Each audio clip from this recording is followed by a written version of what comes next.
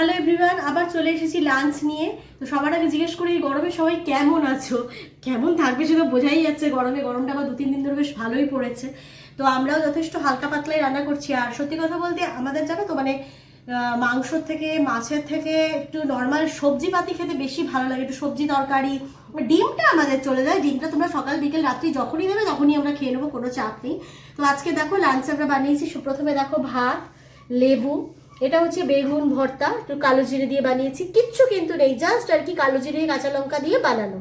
এদিকে হচ্ছে তোমার পটল আর আলুকে পোস্ত দিয়ে বাদাম দিয়ে এটা বানানো হয়েছে।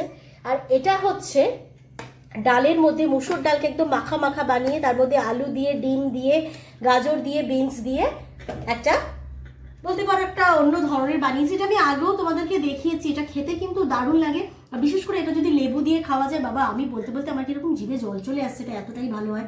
যাই হোক, এই হলো আমাদের লাঞ্চ মেনু। এই গরমের জন্য একদম পারফেক্ট আছে, কারণ বেশি কিছু খাওয়া যাচ্ছে না।